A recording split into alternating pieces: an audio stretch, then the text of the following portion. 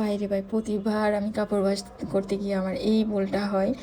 আমি সাদা কাপড়গুলো অন্যান্য কাপড়ের সাথে মিক্স করে দিই। তবুও আমার হাসব্যান্ড কিছু বলে না দেখে আমি তেমন একটা এই বিষয়টা গুরুত্ব দিই না। তো যাই হোক, আজকে অনেক বড় একটা ভুল করে ফেলছি। নতুন গেঞ্জি আনছি, মাত্র একবার পরছে। দেন হচ্ছে আমি ওয়াশ করতে গিয়ে দেখি যে এটা পুরাই কালারফুল হয়ে গেছে। তো যেভাবে হোক কাপড় থেকে আমার এই কালারটা রিমুভ করতে হবে। তো আপনাদের সাথে আমি শেয়ার করতে চলে আসলাম। দেখা যাক কী হয়, কী রেজাল্ট আসে।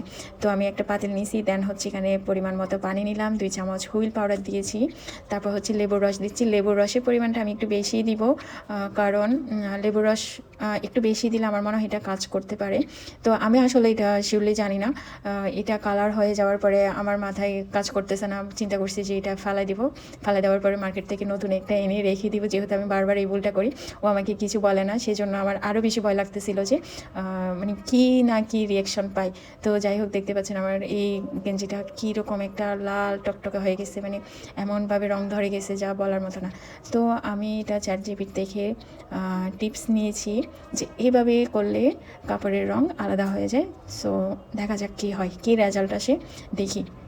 আমি নিজেও ভীষণ কনফিউশন আছি, এটা আসলেই কি কালারটা চলে যাবে না আমার সাথে ভণ্ডামি করতেছে আমি আসলে জানি না।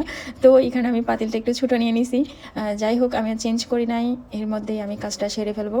তো আমি আলহামদুলিল্লাহ আলহামদুলিল্লাহ, আমি দেখে ভাই পুরাই টাচকে গিয়ে গেছি। আসলে চ্যাট জিপি মনে হয় অনেক ভালো একটা টিপস দিয়েছে।